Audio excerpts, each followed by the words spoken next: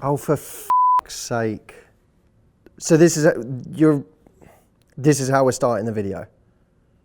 Do you know what? I'm so good. I'm so professional that I'm still going to give you great energy despite all this crap. Hey guys, Matthew Hussey here, and today we're going to talk about ghosting. Essentially, unless you've been living under a rock and have no idea what the term refers to, it refers to a guy who is texting you or calling you or has been dating you, and then all of a sudden, he doth be a ghost now. So what do you do about it? Well, here's what I'd like people to stop doing.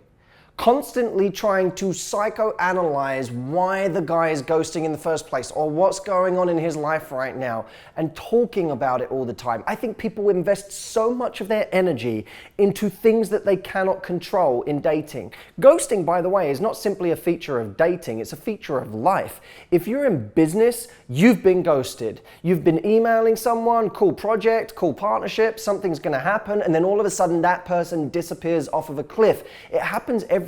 This isn't just happening from the direction of man to woman in dating. It happens in all directions between genders and in all different parts of life. What we need to get a grip on is the parts that we can control and the parts that we can't. You can't control if someone's ghosting you, and you can't control knowing everything about why he's ghosting you right now or what happened. I know the desire for closure. I know that it drives you crazy and you just want to know, and it would help you tie up all of the loose ends in your mind. But life doesn't get to be like that all of the time. We don't always get to know, and wanting to know and trying to know are recipes for wasting time and extraordinary amounts of energy. So what can we do? Well, I think that there is somewhere between the ignorance of never trying to figure out more about why we're getting this behavior and the masochism that occurs when people blame it all on themselves and say that it's all about them and it's personal and they're not good enough for guys. There's a sweet spot in the middle. There are parts of it you can't control.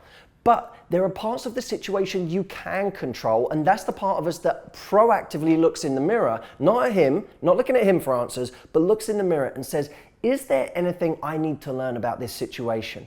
Was I maybe investing too much too quickly? Is there a side of myself that I didn't show this person yet? Do I need to be more of something? I think we're very good at judging other people and saying what we want in other people without necessarily living to that standard ourselves. If you want a cool little exercise, write down how you want the people in your life to be. When a guy has come along, write down, what do I want these guys to be like? What level of warmth and generosity and flirtatiousness and tension and all of these things do I want?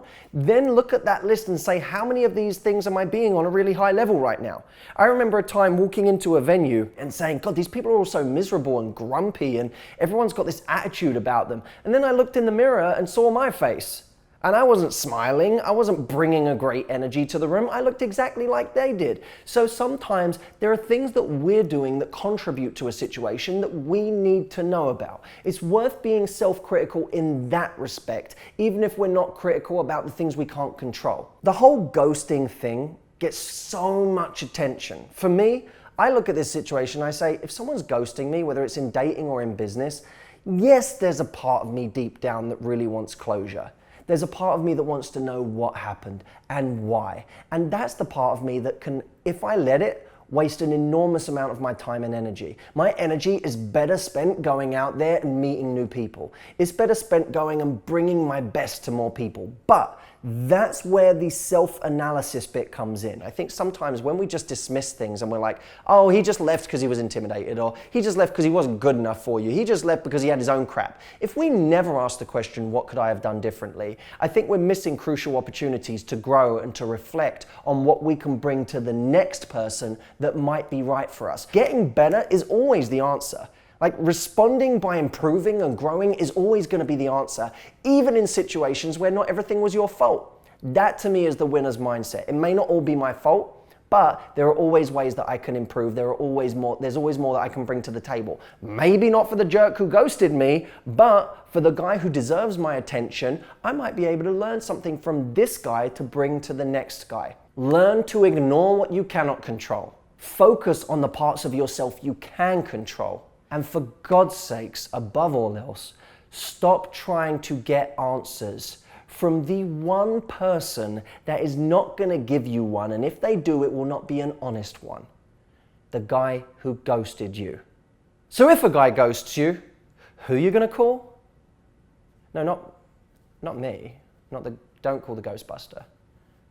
And don't call the ghost either. Those are two.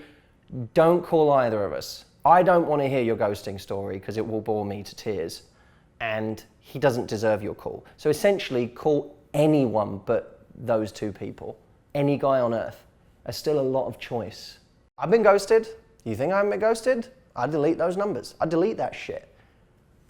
I ain't afraid of no ghost.